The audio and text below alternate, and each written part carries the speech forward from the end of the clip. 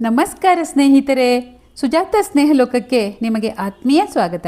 ನಾನು ನಿಮ್ಮ ಪ್ರೀತಿಯ ಸುಜಾತ. ಇವತ್ತು ನಾನು ನಿಮಗೆ ಒಂದು ವಿಶೇಷವಾದ ಮೆಂತ್ಯ ಸೊಪ್ಪಿನ ಚಿತ್ರಾನ್ನವನ್ನು ಮಾಡಿ ತೋರಿಸ್ತಾ ಇದ್ದೇನೆ. ಈ ಚಿತ್ರಾನ್ನ ಆರೋಗ್ಯಕರವೂ ಹೌದು ಮತ್ತು ತುಂಬ ರುಚಿಕರವೂ ಹೌದು. ಈ ಚಿತ್ರಾನ್ನಕ್ಕೆ ನಾನು ಎಳೆಯದಾದ ನಾಟಿ ಮೆಂತ್ಯ ಸೊಪ್ಪನ್ನು ತಗೊಂಡಿದ್ದೇನೆ. ಅದನ್ನು ಚೆನ್ನಾಗಿ ಬಿಡಿಸಿ ಶುದ್ಧ ಮಾಡಿ ತೊಳೆದು ತಂದಿಟ್ಟಿದ್ದೇನೆ. ಈ ಮೆಂತ್ಯ ಸೊಪ್ಪು ರುಚಿಕರವಾದ ಅಡುಗೆಗೆ ಮಾತ್ರ ಅಲ್ಲ, ಆರೋಗ್ಯ ಲಾಭಕ್ಕೂ ಕೂಡ ಅತ್ಯುತ್ತಮವಾದದ್ದು. ಇದರಲ್ಲಿ ನಾರಿನ ಅಂಶ, ವಿಟಮಿನ್ಗಳು ಮತ್ತು ಕಬ್ಬಿಣದ ಅಂಶ ಸಮೃದ್ಧವಾಗಿದ್ದು ಜೀರ್ಣಕ್ರಿಯೆಗೆ ಒಳ್ಳೆಯದು ಹಾಗೂ ರೋಗ ನಿರೋಧಕ ಶಕ್ತಿಯನ್ನು ಕೂಡ ಇದು ಹೆಚ್ಚಿಸುತ್ತದೆ. ಮಧುಮೇಹವನ್ನು ಕೂಡ ನಿಯಂತ್ರಿಸಲು ಈ ಸೊಪ್ಪು ಸಹಾಯ ಮಾಡುತ್ತದೆ.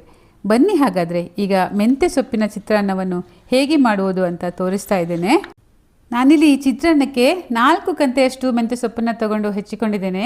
ಈಗ ಒಗ್ಗರಣೆಗೆ ಏನೇನು ಸಾಮಗ್ರಿಗಳು ಬೇಕು ನೋಡೋಣ. ಉದ್ದಿನಬೇಳೆ, ಸಾಸಿವೆ, ಕಡಲೆಬೇಳೆ ತಲಾ ಅರ್ಧ ಚಮಚ, 2 ದೊಡ್ಡ ಚಮಚ ನೆಲಗಡಲೆ ಬೀಜ, ಸ್ವಲ್ಪ ಅರಸಿನ ಪುಡಿ, ರುಚಿಗೆ ತಕ್ಕಷ್ಟು ಉಪ್ಪು, 7-8 ಎಸಳು ಕರಿಬೇವಿನ ಸೊಪ್ಪು, 3 ಹಸಿಮೆಣಸಿನಕಾಯಿ, ಸ್ವಲ್ಪ ಕಾಯಿ ತುರಿ ಮತ್ತು 1 ನಿಂಬೆಹಣ್ಣು. ಈಗ ಗ್ಯಾಸ್ ಹಚ್ಚಿ ಒಂದು ಬಾಣಲೆಯನ್ನು ಇಟ್ಕೊಂಡಿದ್ದೇನೆ. ಬಾಣಲೆ ಕಾದ ಮೇಲೆ ನೆಲಗಡಲೆ ಬೀಜವನ್ನು ಹಾಕ್ಕೊಂಡು ಡ್ರೈ ರೋಸ್ಟ್ ಮಾಡ್ಕೊಳ್ತಾ ಇದ್ದೇನೆ. ಇದನ್ನು ಕೊನೆಗೆ ಚಿತ್ರಾನ್ನಕ್ಕೆ ಸೇರಿಸಿಕೊಂಡರೆ ತಿನ್ನುವಾಗ ಕ್ರಿಸ್ಪಿಯಾಗಿರುತ್ತದೆ. ಇದು ಹದವಾಗಿ ಹುರಿದಾಯಿತು. ಈಗ ಇದನ್ನು ಎತ್ತಿಟ್ಟುಕೊಳ್ಳೋಣ ಮತ್ತು ಅದೇ ಬಾಣಲೆಗೆ 2 ದೊಡ್ಡ ಚಮಚದಷ್ಟು ಕಡಲೆಕಾಯಿ ಎಣ್ಣೆಯನ್ನು ಹಾಕ್ಕೊಳ್ತಾ ಇದ್ದೇನೆ. ಈ ಚಿತ್ರಾನ್ನಕ್ಕೆ ಕಡಲೆಕಾಯಿ ಎಣ್ಣೆ ತುಂಬ ಚೆನ್ನಾಗಿರುತ್ತದೆ. ಎಣ್ಣೆ ಕಾದ ಮೇಲೆ ಸಾಸಿವೆ, ಉದ್ದಿನಬೇಳೆ, ಕಡಲೆಬೇಳೆಯನ್ನು ಹಾಕ್ಕೊಂಡಿದ್ದೇನೆ. ಸಾಸಿವೆ ಸಿಡಿದ ಮೇಲೆ ಕರಿಬೇವಿನ ಸೊಪ್ಪು ಮತ್ತು ಸೀಳಿದ ಹಸಿಮೆಣಸಿನಕಾಯಿಯನ್ನು ಹಾಕಿಕೊಂಡು ಎಲ್ಲವನ್ನು ಚೆನ್ನಾಗಿ ಬಾಡಿಸ್ಕೊಳ್ತಾ ಇದ್ದೇನೆ. ಈಗ ಇದಕ್ಕೆ ಹೆಚ್ಚಿರುವ ಮೆಂತ್ಯ ಸೊಪ್ಪನ್ನು ಹಾಕಿಕೊಂಡು ಮೆಂತ್ಯ ಸೊಪ್ಪನ್ನು ಒಗ್ಗರಣೆಯಲ್ಲಿ ಚೆನ್ನಾಗಿ ಮಿಶ್ರಣ ಮಾಡ್ತಾ ಇದ್ದೇನೆ. ಈಗ ರುಚಿಗೆ ತಕ್ಕಷ್ಟು ಉಪ್ಪನ್ನು ಹಾಕಿ ಇದನ್ನು ಸಣ್ಣ ಉರಿಯಲ್ಲಿ ಬೇಯಲಿಕ್ಕೆ ಬಿಡುವ. ಇದಕ್ಕೆ ಯಾವುದೇ ಕಾರಣಕ್ಕೂ ನೀರನ್ನು ಹಾಕಬಾರ್ದು. ಮೆಂತ್ಯ ಸೊಪ್ಪು ಅದೇ ನೀರನ್ನು ಬಿಟ್ಕೊಳ್ಳುತ್ತೆ. ಈಗ 2-3 ನಿಮಿಷ ಆಯಿತು. ನೋಡಿ, ಮೆಂತ್ಯ ಸೊಪ್ಪು ತುಂಬ ಚೆನ್ನಾಗಿ ಹದವಾಗಿ ಬೆಂದಿದೆ ಮತ್ತು ಒಳ್ಳೆಯ ಪರಿಮಳ ಕೂಡ ಬರ್ತಾ ಇದೆ. ಈ ಹಂತದಲ್ಲಿ ನಾವು ಇದಕ್ಕೆ ಅರಸಿನ ಪುಡಿಯನ್ನು ಸೇರಿಸಿಕೊಳ್ಳೋಣ ಮತ್ತು ಕಾಯಿ ತುರಿಯನ್ನು ಕೂಡ ಸೇರಿಸಿಕೊಳ್ಳೋಣ. ಈಗಾಗಲೇ ಹುರಿದಿಟ್ಟ ಕಡಲೆಕಾಯಿ ಬೀಜವನ್ನು ಕೂಡ ಹಾಕಿಕೊಂಡು ಚೆನ್ನಾಗಿ ಮಿಶ್ರಣ ಮಾಡಿಕೊಳ್ಳೋಣ. ಎಲ್ಲವನ್ನು ಚೆನ್ನಾಗಿ ಕಲಸಿಕೊಂಡು ಗ್ಯಾಸನ್ನು ಆಫ್ ಮಾಡಿ ಈಗ ಕೊನೆಗೆ ನಿಂಬೆಹಣ್ಣಿನ ರಸವನ್ನು ಸೇರಿಸಿಕೊಳ್ಳೋಣ. ಈಗ ತಯಾರಾಯಿತು ನೋಡಿ ಮೆಂತ್ಯ ಸೊಪ್ಪಿನ ಚಿತ್ರಾನ್ನದ ಗೊಜ್ಜು. ಇಲ್ಲಿ ಅನ್ನ ಆರಿದೆ. ಈಗ ಅನ್ನವನ್ನು ಈ ಚಿತ್ರಾನ್ನದ ಗೊಜ್ಜಿಗೆ ಹಾಕಿ ಚೆನ್ನಾಗಿ ಮಿಶ್ರಣ ಮಾಡಿಕೊಳ್ಳೋಣ. ರುಚಿಕರವಾದ, ಆರೋಗ್ಯಕರವಾದ, ಘಮಘಮಿಸುವ ಈ ಮೆಂತ್ಯ ಸೊಪ್ಪಿನ ಚಿತ್ರಾನ್ನ ಬೆಳಗಿನ ಉಪಹಾರಕ್ಕೆ ತುಂಬ ಚೆನ್ನಾಗಿರುತ್ತದೆ ಮತ್ತು ಮಕ್ಕಳ ಲಂಚ್ ಬಾಕ್ಸ್ಗೆ ಕೂಡ ನಾವು ಇದನ್ನು ಹಾಕಿ ಕಳಿಸಬಹುದು. ಈಗ ಈ ಚಿತ್ರಾನ್ನಕ್ಕೆ ಚೆನ್ನಾಗಿ ಹೊಂದಿಕೊಳ್ಳುವ ಒಂದು ಸೈಡ್ ಡಿಶ್ ಮಾಡುವ. ಅದೇ ಆಲೂಗೆಡ್ಡೆಯ ಮೊಸರು ಬಜ್ಜಿ. 5 ಮಧ್ಯಮ ಗಾತ್ರದ ಆಲೂಗೆಡ್ಡೆಯನ್ನು ಸ್ವಲ್ಪ ಉಪ್ಪು ಸೇರಿಸಿ ಬೇಯಲು ಇಡ್ತಾ ಇದ್ದೇನೆ. ಇದು 4 ವಿಸಲ್ ಬಂದರೆ ಸಾಕು. ಈಗ ಮೊಸರು ಬಜ್ಜಿಯ ಸಾಮಗ್ರಿಗಳನ್ನು ನೋಡೋಣ.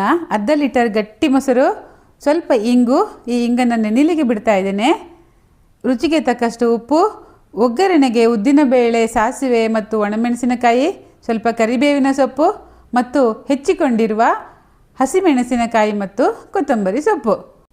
ಆಲೂಗಡ್ಡೆಯನ್ನು ಬೇಯಲಿಕ್ಕೆ ಇಟ್ಟಿದ್ದ ಕುಕ್ಕರ್ ತಣಿದಿದೆ ಮತ್ತು ಆಲೂಗಡ್ಡೆ ಕೂಡ ಚೆನ್ನಾಗಿ ಬೆಂದಿದೆ. ಈಗ ಆಲೂಗಡ್ಡೆಯನ್ನು ಕೂಡ ತಣ್ಣಗಾಗಕ್ಕೆ ಬಿಡೋಣ ಮತ್ತು ಮೊಸರು ಬಜ್ಜಿಗೆ ಮಿಶ್ರಣವನ್ನು ತಯಾರಿಸಿಕೊಳ್ಳೋಣ. ಈಗ ಒಂದು ಪಾತ್ರೆಗೆ ಗಟ್ಟಿ ಮೊಸರನ್ನು ಹಾಕ್ಕೊಂಡಿದ್ದೇನೆ ಮತ್ತು ನೆನೆದಿರುವ ಇಂಗನ್ನು ಕೂಡ ಹಾಕ್ಕೊಳ್ತಾ ಇದ್ದೇನೆ. ರುಚಿಗೆ ತಕ್ಕಷ್ಟು ಉಪ್ಪು ಹಾಕಿ ಹೆಚ್ಚಿರುವ ಹಸಿಮೆಣಸಿನಕಾಯಿ ಮತ್ತು ಕೊತ್ತಂಬರಿ ಸೊಪ್ಪನ್ನು ಕೂಡ ಹಾಕ್ಕೊಂಡು ಮಿಶ್ರಣವನ್ನು ಚೆನ್ನಾಗಿ ಕಲಕ್ತಾ ಇದ್ದೇನೆ. ಬೆಂದಿರುವ ಆಲೂಗೆಡ್ಡೆ ಈಗ ತಣ್ಣಗಾಗಿದೆ. ಈಗ ಆಲೂಗೆಡ್ಡೆಯ ಸಿಪ್ಪೆಯನ್ನೆಲ್ಲ ನಾವು ಬಿಡಿಸ್ಕೊಳ್ಳೋಣ. ಸಿಪ್ಪೆ ಬಿಡಿಸಿಕೊಂಡ ಆಲೂಗೆಡ್ಡೆನ ಈಗ ಪುಡಿ ಪುಡಿ ಮಾಡಿ ನಾವು ಮೊದಲೇ ತಯಾರಿಸಿ ಇಟ್ಟುಕೊಂಡಿದ್ದ ಮೊಸರು ಬಜ್ಜಿಯ ಮಿಶ್ರಣಕ್ಕೆ ಇದನ್ನು ಸೇರಿಸ್ಕೊಳ್ಳೋಣ. ಈಗ ಇದನ್ನು ಚೆನ್ನಾಗಿ ಕಲಕಿ ಇದಕ್ಕೊಂದು ಒಳ್ಳೆಯ ಒಗ್ಗರಣೆಯನ್ನು ಕೊಡಬೇಕು. ಒಗ್ಗರಣೆಗೆ ಮೊದಲು ನಾನು ಒಂದು ಸೌಟನ್ನು ಗ್ಯಾಸ್ ಮೇಲೆ ಇಟ್ಕೊಂಡು ಇದಕ್ಕೆ ಅರ್ಧ ಚಮಚದಷ್ಟು ತೆಂಗಿನೆಣ್ಣೆಯನ್ನು ಹಾಕ್ಕೊಳ್ತಾ ಇದ್ದೇನೆ.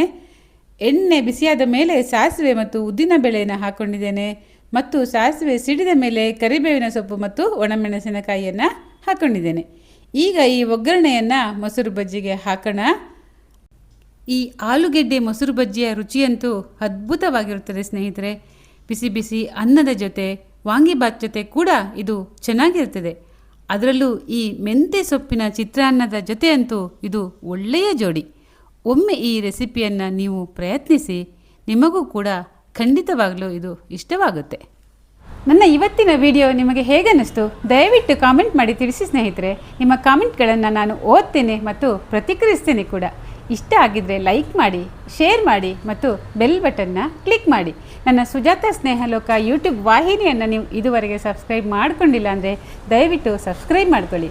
ಇನ್ನೊಂದು ವಿಶೇಷವಾದ ವಿಡಿಯೋದೊಂದಿಗೆ ನಾನು ಮತ್ತೆ ನಿಮ್ಮನ್ನು ಭೇಟಿ ಆಗ್ತೇನೆ. ಅಲ್ಲಿವರೆಗೆ ನಮಸ್ಕಾರ. ಸೌಖ್ಯವಾಗಿರಿ, ಖುಷಿಯಾಗಿರಿ.